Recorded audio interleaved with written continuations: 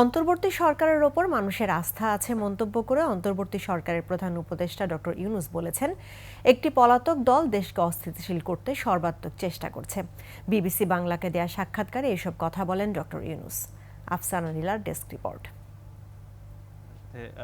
অন্তর্বর্তী সরকারের আইন শৃঙ্খলা পরিস্থিতি, সংস্কার, নির্বাচন ও ছাত্রদের নতুন দল গঠন সহ রাজনৈতিক ঘটনাপ্রবাহ নিয়ে বিবিসি বাংলায় কথা বলেন ডক্টর ইউনূস। এই যে অসংখ্য রকমের আওয়ামী লীগ দেশকে ধ্বংসস্তূপে পরিণত করেছে মন্তব্য করে প্রধান উপদেষ্টা বলেন, অন্তর্বর্তী সরকার যখন গঠন হয় তখন তিনি প্রস্তুত ছিলেন না। ধ্বংসস্তূপের মধ্য থেকে কাজ করতে সময় লাগছে। তাই রাতারাতি দেশ পরিবর্তন করতে চাই, সেটা তো আমরা পারিনি, সময় লাগবে। সেটার জন্য আমরা চেয়েছিলাম যে এখনই আমরা ডায়ালগটা শুরু করব, সংলাপটা শুরু করব, এটাও পারিনি। সংলাপ শুরু হতে হতেও দেরি হয়ে যাচ্ছে।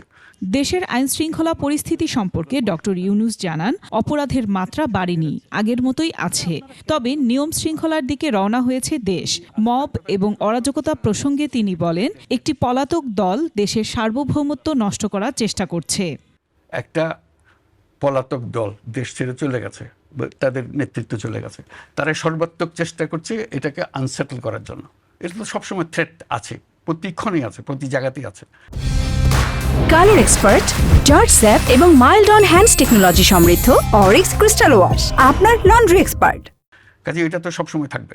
আওয়ামী লীগকে নিষিদ্ধ করার বিষয়ে প্রশ্নের জবাবে প্রধান উপদেষ্টা বলেন, দেশ থেকে কারো অধিকার কেড়ে নেওয়ার কোনো উপায় নেই, কিন্তু যে অন্যায় করেছে তার বিচার হওয়া উচিত, তার বিচার হবে।